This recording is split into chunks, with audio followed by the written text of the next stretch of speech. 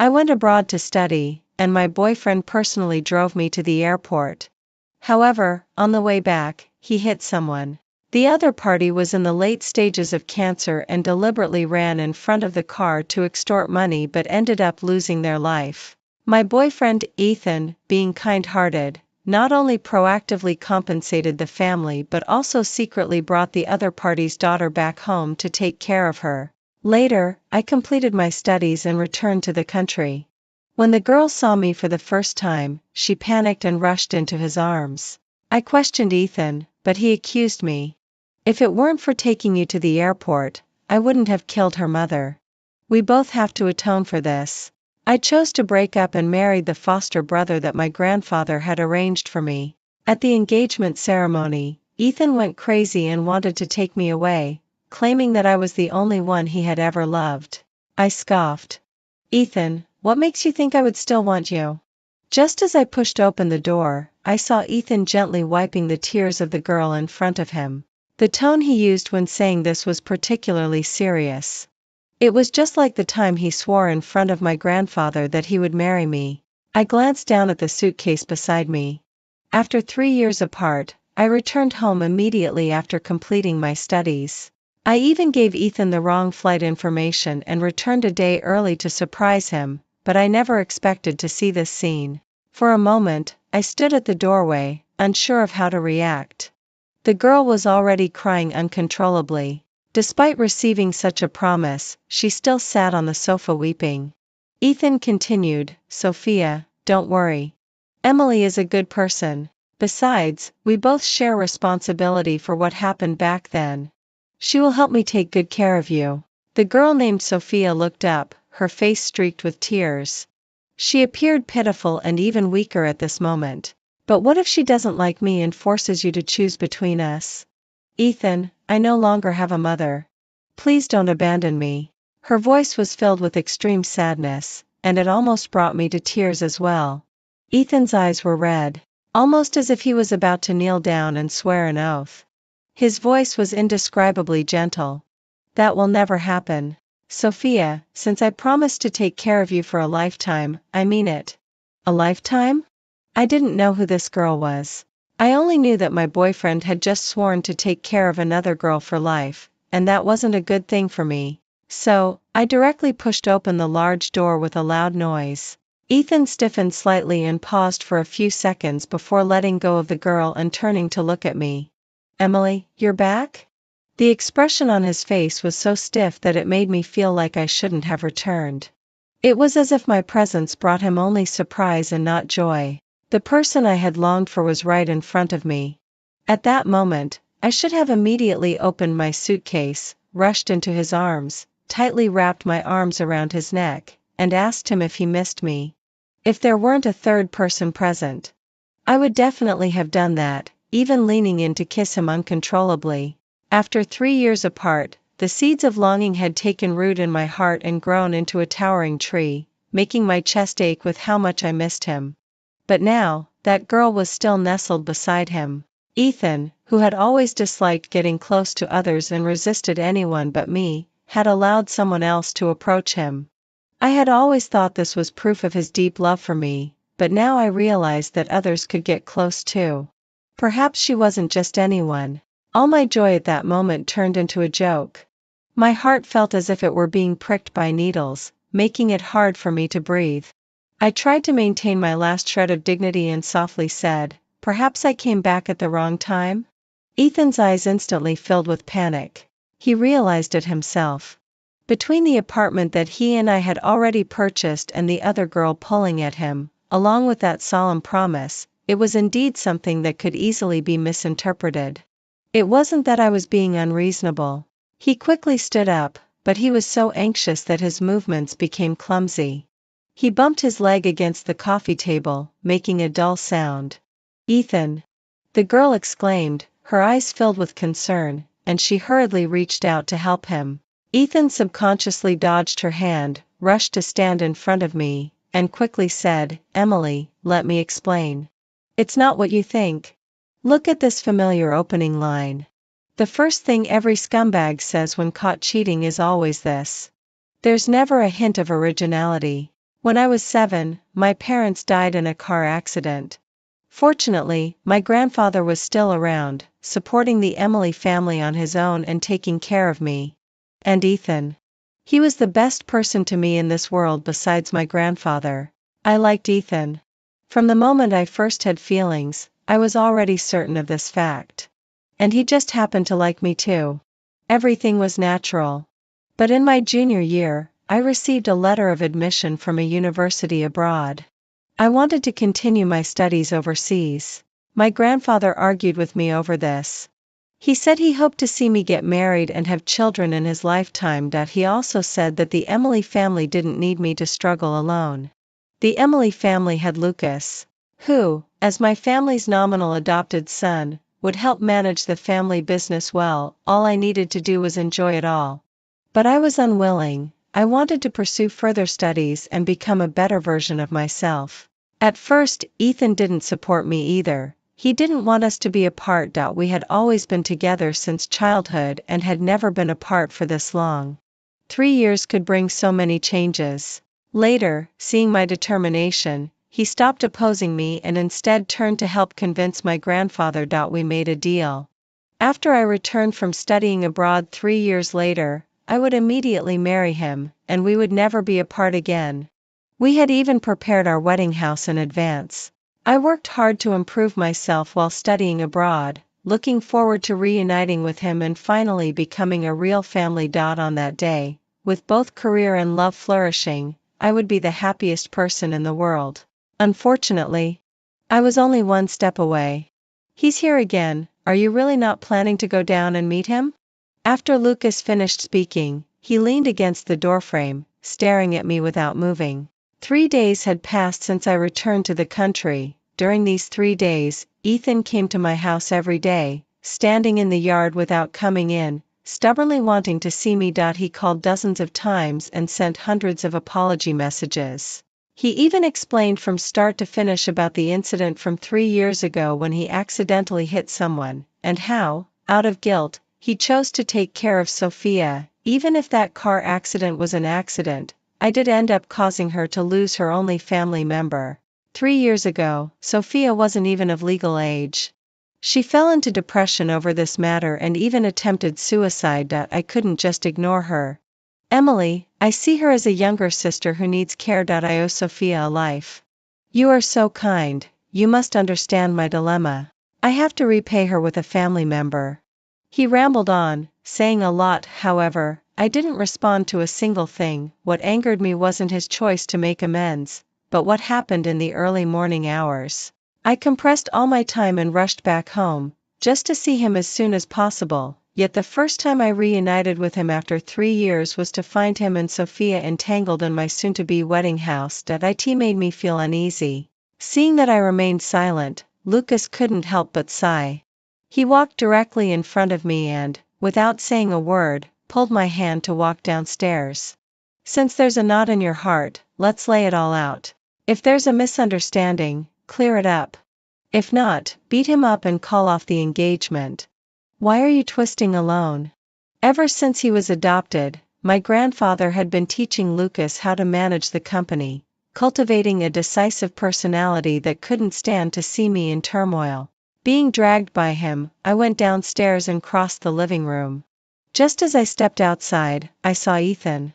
Dressed in a trench coat despite the biting cold, his lips were trembling from the cold, yet he stood straight at the door. When he saw me, a flicker of joy flashed in his eyes.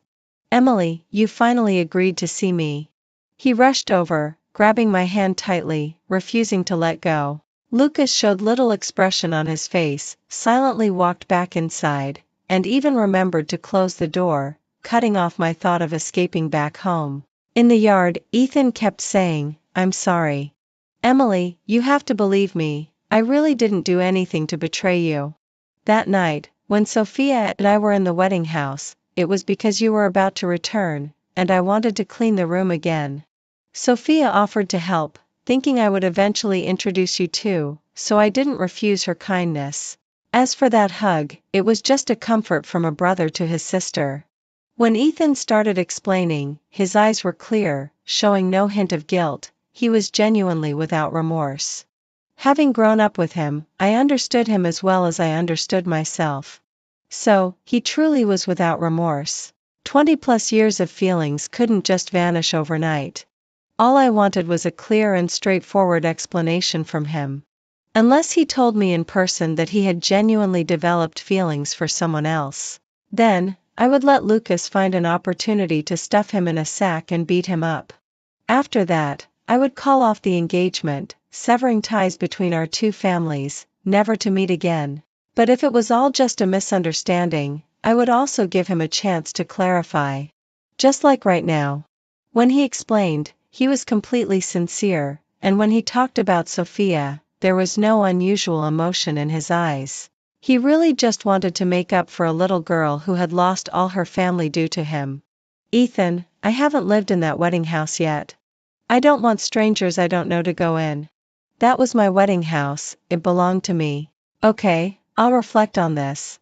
This time it was my fault, punish me however you want. I guarantee there won't be a next time. Ethan gently hugged me. His embrace was warm, just like the countless nights before when I cried in fear. He would hold me tightly and keep comforting me. I would fall asleep safely, while he would stay awake all night. Then, the next morning, when I woke up, his eyes were red, and he had severe dark circles. But he still held my hand tightly and said with satisfaction, "It's good.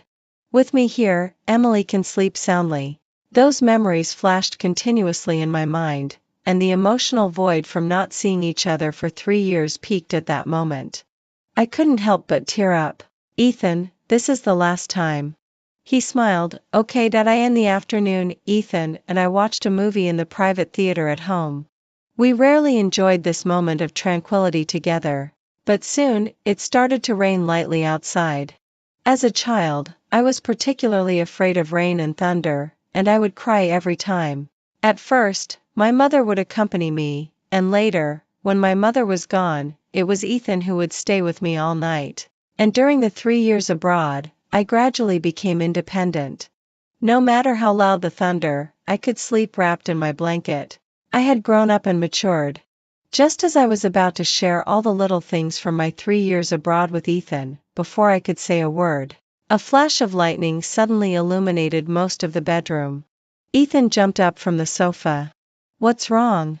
I looked at him in confusion. He stiffened for a moment before slowly sitting back down and wrapping his arms around me. "It's nothing. Just thunder. I was worried you might be scared." I shook my head with a smile. In the 3 years abroad, I spent so many thunderstorm nights alone. I'm not afraid of thunder anymore, and you don't have to worry about it. Once again, before I could finish my sentence, Ethan's phone on the nightstand suddenly rang. After years of feelings, I knew his habits too well. I knew every piece of music he liked, including the ringtones he usually set. So, I knew this was a special ringtone set for someone. Ethan almost instinctively let go of his arms around me and reached for the phone on the nightstand. "Brother Ethan, it's thundering. I'm so scared." On the other end of the line, Sophia spoke almost in tears. Just then, a clap of thunder rang out, and Sophia screamed, followed by static on the phone, cutting off her voice completely. "Sophia. Sophia, don't be afraid. I'll come back to be with you right away." When Ethan realized there was no longer any sound on the other end, he quickly dialed back, but this time he couldn't get through at all.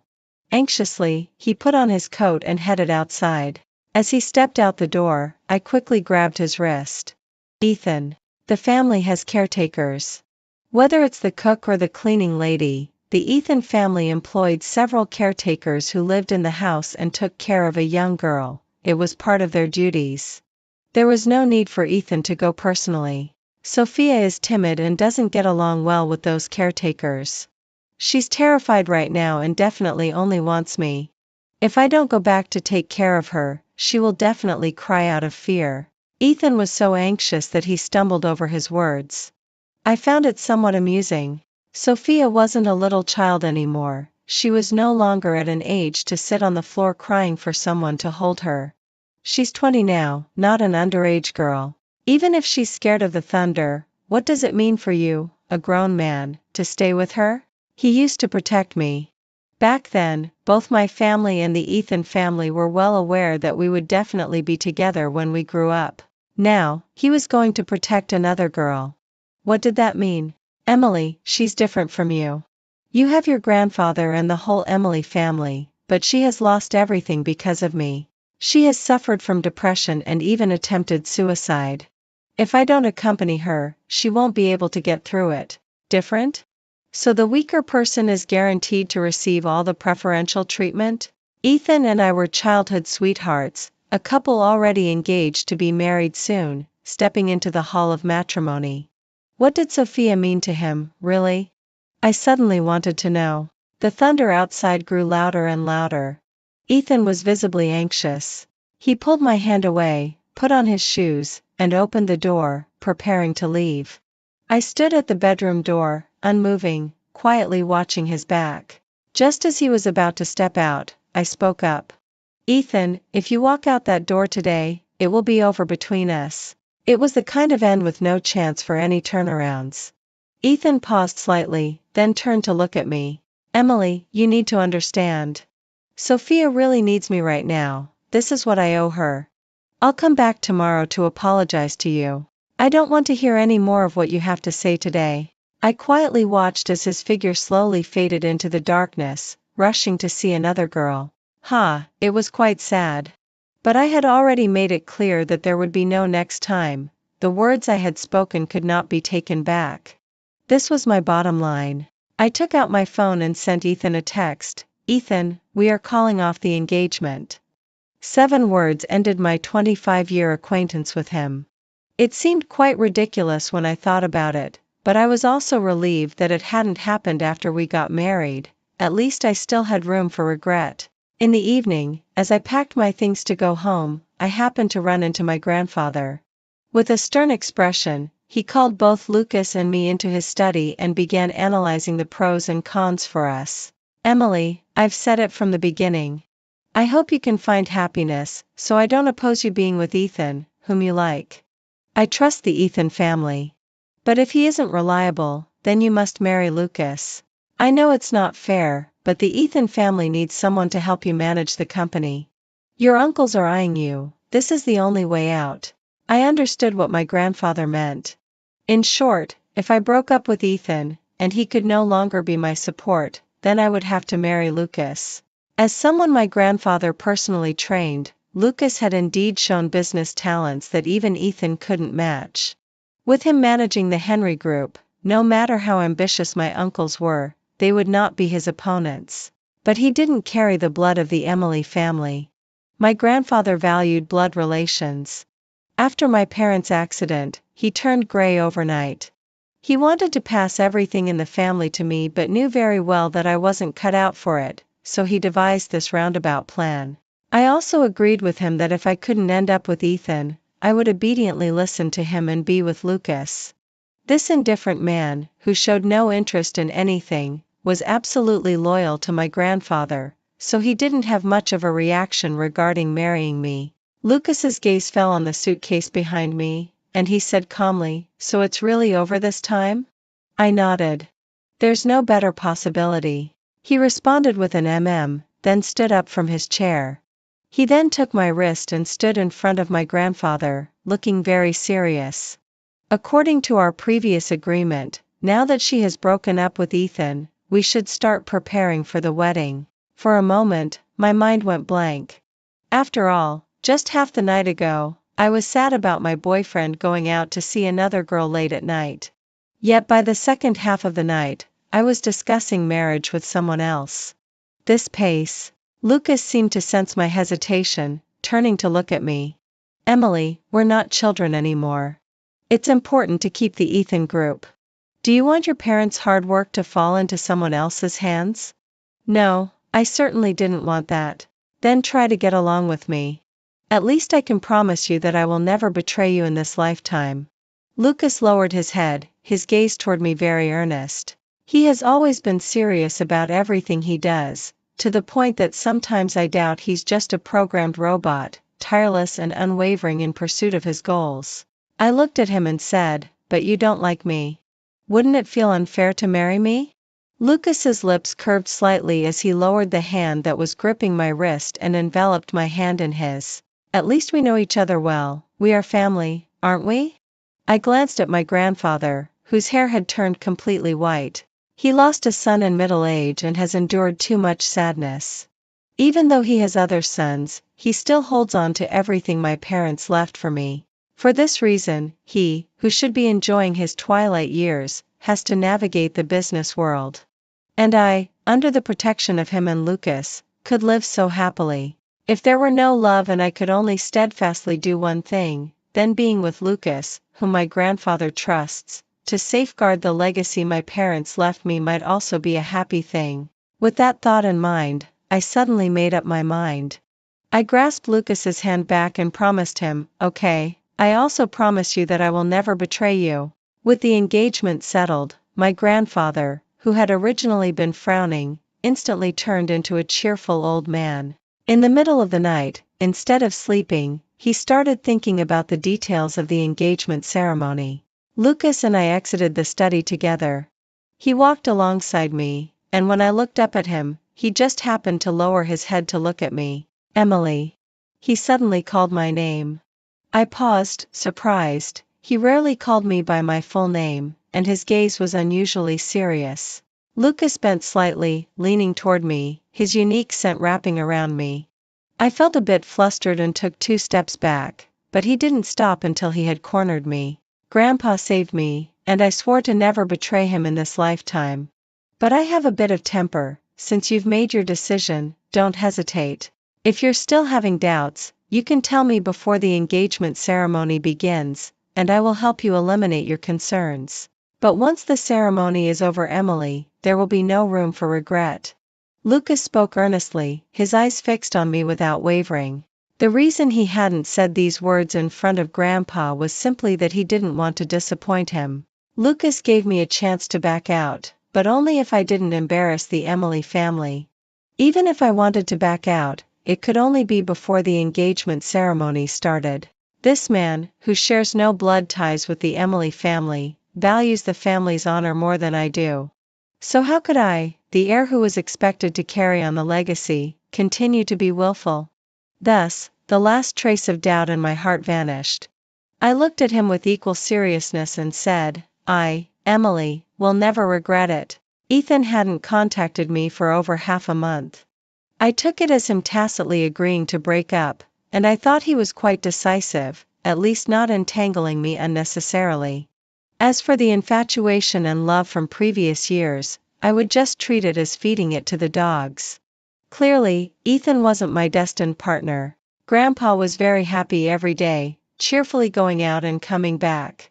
His assistant and driver followed behind, carrying bags of clothes and jewelry, all for Lucas and me. We were happy to cooperate. After all, it brought Grandpa joy, which was our sincere wish.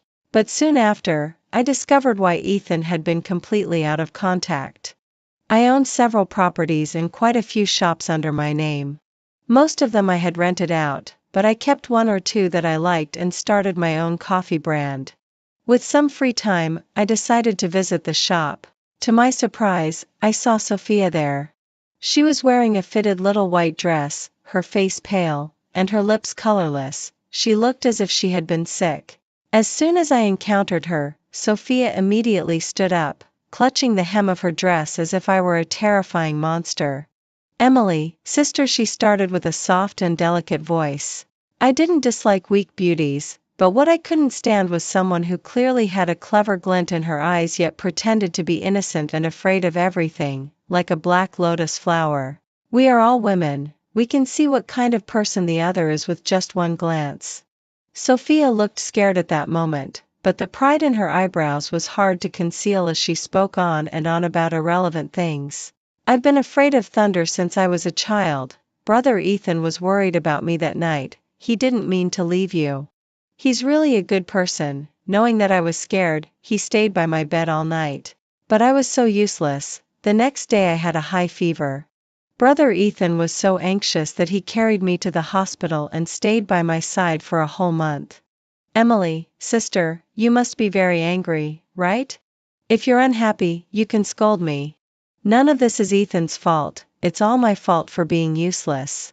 In 5 sentences, she hinted at 3 important pieces of information. First, Ethan could leave me for her. Second, a man and a woman alone in a room for an entire night. Lastly, Ethan had been at the hospital with her for the entire month he was missing. If I hadn't been emotionally stable, or if I still hoped for this love, perhaps I would have been hysterical at this moment, shouting, "What kind of monster are you?" But, knowing that your body is useless means you should stay home. Not only do you wander around, but you also want to come here and disgust me. Sophia, are you the reincarnation of a puppet? Clearly, the most important audience wasn't present, yet she still pretended to be weak and delicate. Isn't that exhausting? I couldn't react as she had expected, and Sophia's expression faltered, her face twisted slightly. Then, suddenly, she seemed to think of something, reached for the cup of water in front of her, and without a word, poured it over her head. Then she looked at me ominously. "Emily, since you're not stupid, guess whether Ethan will believe you or me." As soon as she finished speaking, Ethan appeared at the door of the shop, holding a bouquet of blooming roses. Sophia then fell into her chair, tears flowing down her face. "Sister Emily, I know you're angry with me. I promise I won't bother brother Ethan anymore. I'll move out tomorrow." "No. I'll move out today, I won't be in your way." "Emily, why are you bullying Sophia?" Before Sophia could finish her sentence, Ethan rushed in. He stood protectively in front of Sophia, tenderly wiping the water droplets off her face with a tissue. As for Sophia, in the corner where he couldn't see, she shot me a provocative glance, silently saying, "Look, he cares more about me." I looked at Ethan, who was questioning me. This boy who had vowed to protect me for life as a child was now being someone else's hero, forgetting all those promises he made back then. Well, it's true, we were all just kids back then, and maybe I was the only one who took it seriously. My chest still felt a bit sore, and just thinking of Grandpa and Lucas made me feel like my emotions were all just a joke. Everyone else was working hard to make a living, so how could I be stuck in one place, making a fuss over a little love? That's not who I am. So, in response to Ethan's questioning, I grabbed another cup of water from the table and splashed it onto Sophia's face. "See clearly, this time it's me who did it." That wasn't enough. I gave a glance to the store manager, who had been watching the show from the cash register. She's my friend, temporarily managing this store for me, and she understood my look. She quickly copied a video from the surveillance footage and played it on the large screen in the store. On the screen, Sophia's previously fragile gaze turned sharp as she raised her hand and splashed water onto her own head. Ethan, who had been about to criticize me, suddenly lost his voice at that moment. He tried to reach for me. "Emily, I'm sorry. Sophia is just feeling insecure. I apologize for her, she shouldn't have slandered you. I will teach her slowly so that she won't do it again." Before I could interrupt him, Lucas appeared at my side without me noticing. In front of Ethan, he deliberately held my hand. "No more chances. Ethan, I don't care what kind of brother-sister game this is, whether you want to turn into a sister-in-law or a wife, our Emily family won't care. Just one thing, don't come out here to discuss people again." Lucas's tone was cold, but his grip on my hand was warm. I looked up at him, and he nodded at me. "Grandpa asked me to take you home to discuss the engagement." "What engagement? Who are you getting engaged to? Haven't we already been engaged?" Ethan looked confused, his eyes fixed on our hands, his gaze toward Lucas becoming unfriendly. "Lucas, even though you're Emily's brother in name, please mind your boundaries. After all, you're not a biological sibling." "True, I'm not a biological brother." Lucas nodded and then, under Ethan's gaze, let go of my hand. As soon as Ethan relaxed, Lucas tightened his grip on my hand again, intertwining our fingers. "So let's not act like siblings, but rather as a son-in-law." The moment he finished speaking, Ethan's face darkened to an extreme. The news of my breaking off the engagement with Ethan was actually announced the night I decided to marry Lucas. It was a formal announcement, stating that the marriage alliance between the Emily family and the Ethan family was no more. But no one believed it. All our friends in the circle thought I was deeply in love with Ethan. And despite Ethan having gained a sister over the years I was not around, he still publicly claimed me as his only fiancée. This wasn't just a relationship, it was a marriage between two families. So, no one believed it. Until this meeting at the cafe, Ethan finally realized I wasn't joking. That very afternoon, Ethan's mother came to visit. This was the same Ethan's mother who had once said she would treat me like her own daughter. And during the long time I had lost my mother, she did indeed give me a lot of care and love. But human hearts are naturally biased. Ethan was her only son. So no matter what he did or what mistakes he made, as a mother, she could never bear to criticize him.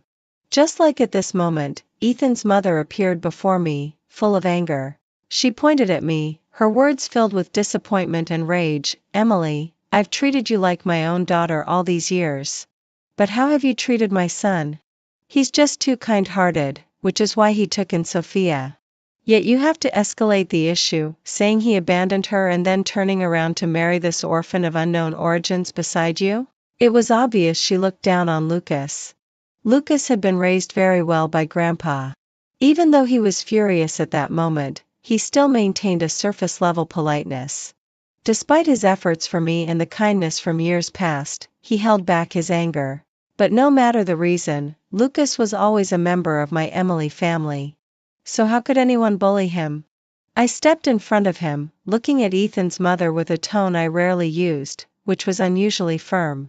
"Lucas is not an orphan, he is a member of the Emily family, and will be for life." Ethan's mother seemed enraged by my words. "Emily, you've disappointed me too much. Just for a Lucas, you decide to break off the engagement? What do you think our Ethan family is? Ever since he learned you were going to marry him, he has been getting drunk at home every day, sending you messages that you don't reply to, and when he tries to see you, you ignore him. I had to swallow my pride and come to ask you what you really think." I smiled calmly, then, in front of her, held Lucas's hand. "As you can see, this is my fiancé, Lucas." In the end, Ethan's mother was so infuriated that she left. Before she left, she couldn't resist throwing out some harsh words. "Fine, Emily, you're ruthless enough. If that's the case, then there's no need for me to consider your parents. The Emily family and our Ethan family don't have to cooperate. We'll see how you deal with your uncles and cousins in the future." Great, she was threatening me with the company again. Lucas tightened his grip on my hand and gave me a reassuring smile. "Don't worry, I'll help you protect the Emily family. I won't let anyone take what belongs to you." I trusted him, just like I trusted Grandpa.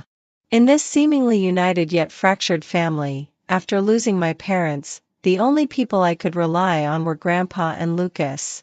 Just like when I was a child, when Grandpa fell ill from the heavy blow, the uncles and cousins who had always been kind suddenly revealed their ugly faces after my parents' death, insisting that I give up my claim to the company.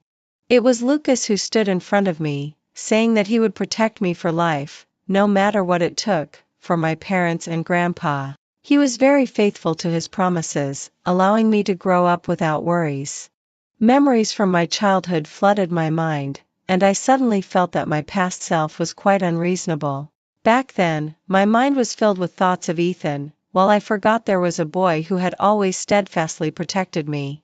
I felt inexplicably sad, but I still forced a smile and gently hugged Lucas. "Even if there's no romantic love between us, I will do what a good wife should do. I will never betray you, and I will never let you down." Lucas didn't move. In this position, he asked me, "Emily, do you really not like me at all?" I slowly released him, treating his question as casual. So I pinched his face playfully and said seriously, "Not really, for example, I really like this face." That wasn't a lie. Lucas was the most handsome boy I had ever seen.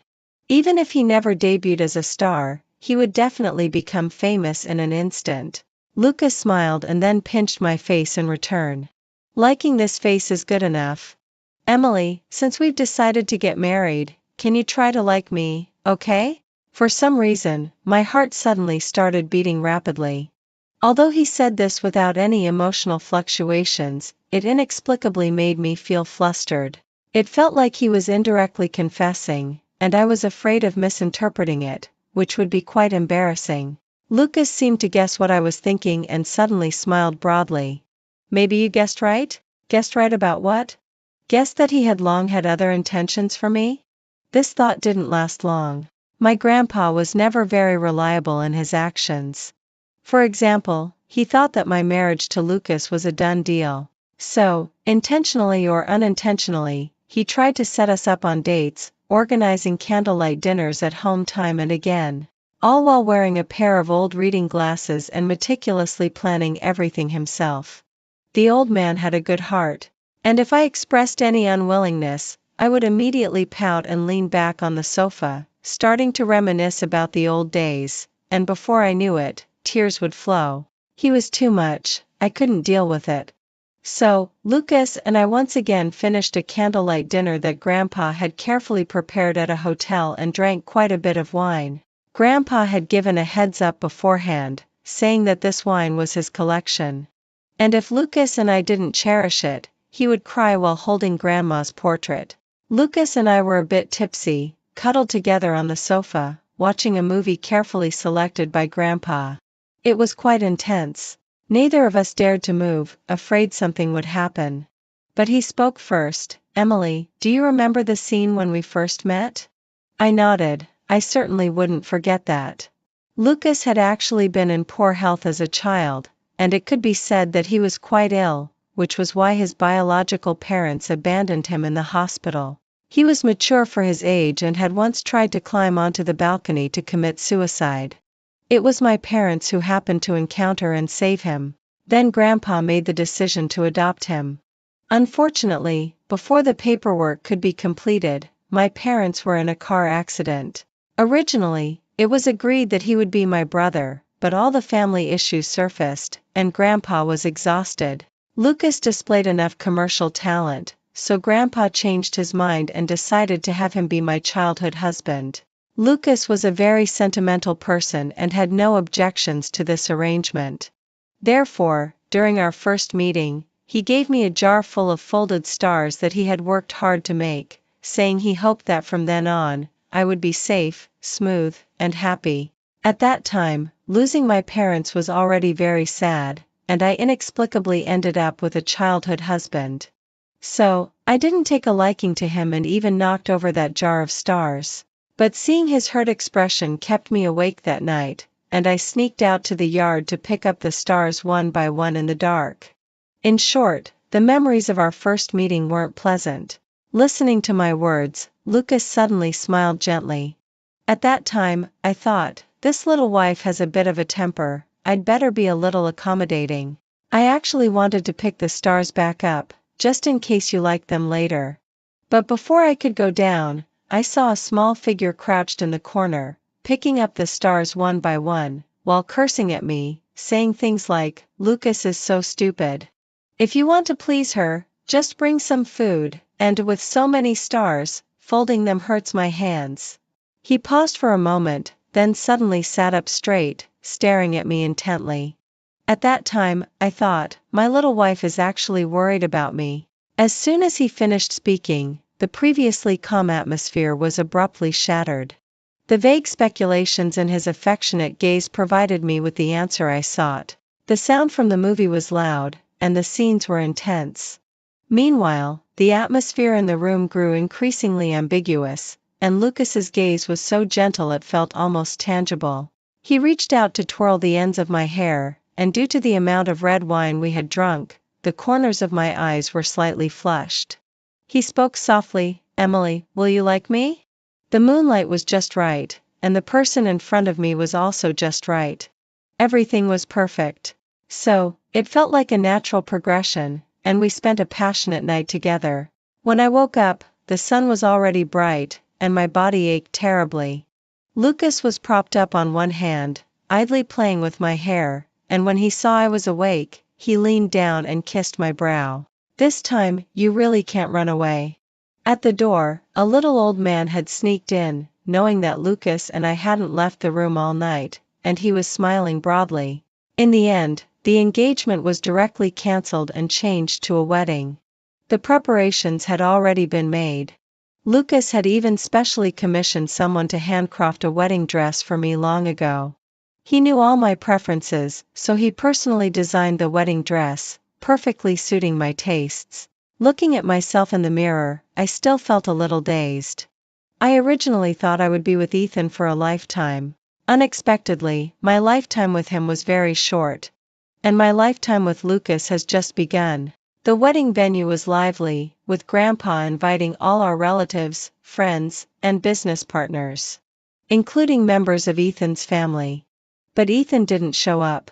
Ever since he learned I was going to marry Lucas, he had been squatting outside my house every day. Grandpa couldn't stand it any longer and picked up a stick to chase him away. If he couldn't come, he would send me messages every day. I always blocked him directly, but he frequently changed his phone number. Every day, I still received several harassment messages. Ethan started sending texts instead.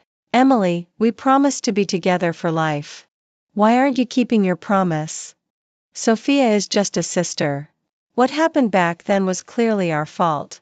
I even repaid what I owed you, just to relieve your psychological pressure. Why are you still unhappy? Emily, I really only have sisterly feelings for her. Don't marry Lucas. We promised to be together for life. I swore at your parents' grave that you would marry me. We are meant to be together. Emily, I don't believe you can forget me so quickly. On the day of the wedding, I will come to interrupt it. As long as you have me in your heart, will you come with me? The last message came the night before the wedding. Lucas happened to see it, and he was so angry that he upgraded the security system at the wedding venue overnight. After thinking for most of the night, he quietly woke me up and said he had removed all the security systems. I asked him why. He said, I'm afraid you'll regret it. I smacked his head and pointed to the wedding photos that had already been taken. We're getting married tomorrow. Stop thinking about unnecessary things and get some sleep. The wedding went relatively smoothly. It started smoothly. Grandpa brought me up to the stage and handed me over to Lucas, and I smoothly said, I do. But ultimately, we didn't smoothly exchange rings. Because Ethan burst in. He was dressed in a very formal suit, slowly walking toward us under the spotlight, then took out a proposal ring from his pocket and half knelt in front of me. Emily, I told you I would come to interrupt the wedding. As long as you're willing to leave with me, we can immediately go get our marriage certificate. I promise I will never let you down. I will treat you well for the rest of my life. Will you marry me? There was no cheer from the audience, only expressions of disbelief. After all, when I announced my breakup, I specifically stated the reasons. Everyone had also witnessed my weak sister at home, so it was quite embarrassing for him to feign deep feelings now. I ignored him and turned my gaze to Lucas. What are you hesitating for? Hurry up and put the ring on me. We were already at this stage. Lucas seemed to finally react, smiling as he put the ring on my finger. Ethan's expression was still unpleasant.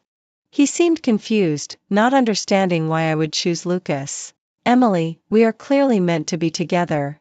You've liked me since you were little. I only took in a girl, how can you be so heartless? I scoffed. Under the guise of kindness, you do what you think is just. I won't be touched by your so-called kindness, I just think you're really foolish. Sophia's mother, clearly suffering from late-stage cancer and lacking funds for treatment, thought of creating a scene in the street to gain compensation. Even if it cost her life, she could exchange it for some compensation for her daughter. Surveillance footage clearly showed that Sophia was the one who ran into her. Even if she was compensated out of humanitarianism, that should have been enough. But Ethan insisted on adopting her, and not only that, but he also couldn't distinguish boundaries and turned around to blame me for being too heartless. Ethan, do you think you're some kind of world-saving saint? Trying to save every monster and ghost? This wedding was still not going smoothly enough. Even though we had exchanged rings and announced the ceremony complete, Ethan was in front, and Sophia rushed in from behind. This seemingly fragile girl was also wearing a white dress, crying like a rain-soaked pear blossom. She grabbed Ethan's arm and confessed at the wedding venue, "It was you who took me in. I was so delighted the first time I saw you. Ethan, it's okay if Emily doesn't cherish you. You still have me, I will always love you, and no one will love you more than I do.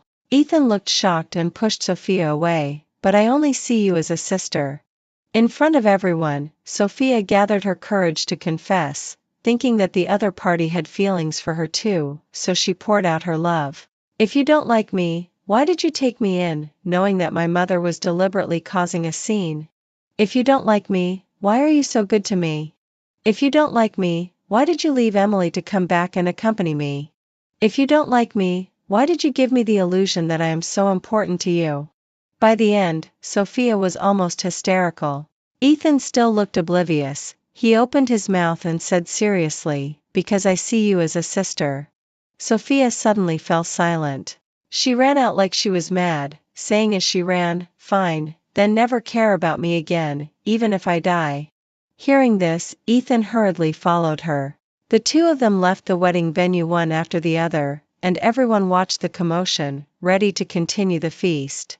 I watched their retreating figures, unable to help but shake my head. Foolish. Sophia was too emotionally agitated. She ran into the street without noticing the traffic light changes, directly rushing into the flow of cars. In the end, she was hit by a large truck and flung away. But she was luckier than her mother. She didn't die on the spot, but ended up paralyzed from the waist down and would have to lie in bed for the rest of her life, unable to move her arms. Ethan witnessed this scene firsthand. He stood there in a daze, suddenly slapping himself.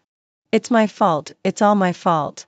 Ethan once again blamed everything on himself, although it was indeed caused by his actions. Sophia underwent several surgeries but still couldn't recover to her original state.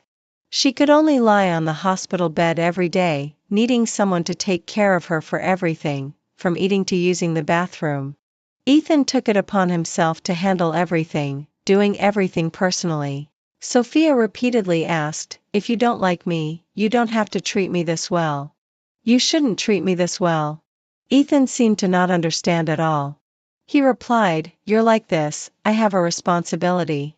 You are my sister, and I will always take care of you." It was a heart-wrenching situation for a woman who had completely fallen in love. Ethan took care of her year after year, and those girls from his social class heard about it. No one was willing to form a relationship with the Ethan family, but Ethan was their only son. Ethan's mother, angry, didn't want her son to be delayed by Sophia. She intentionally cut off their financial sources and then drove them out of the house.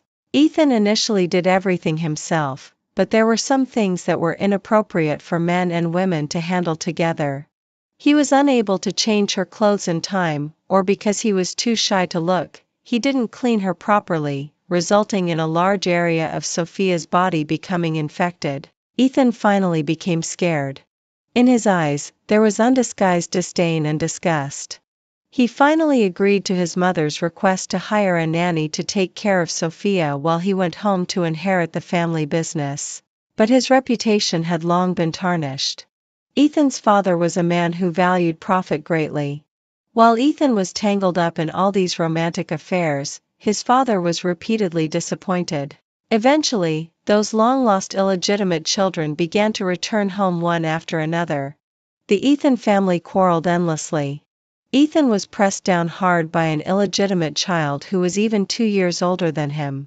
Though he was called an illegitimate child, he was actually the son of Ethan's father's first love, conceived during their romance. However, in the end, Ethan's father chose to marry another woman for the sake of his career. His first love was heartbroken and died young, so that man hated the Ethan family intensely. His goal was to destroy the business empire that Ethan's father had built with his own hands. As for me, I am now the head of the Emily family. Those uncles and relatives still haven't given up.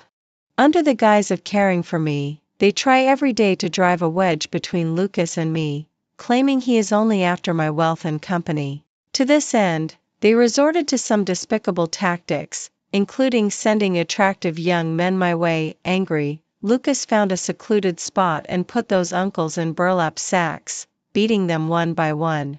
Oh, Ethan didn't escape either. They all got beaten while wrapped in burlap sacks. Lucas vented his anger and then chased away those young men one by one, then came to my side and said, "We promised to never betray each other, never separate." I smiled, "I've never forgotten."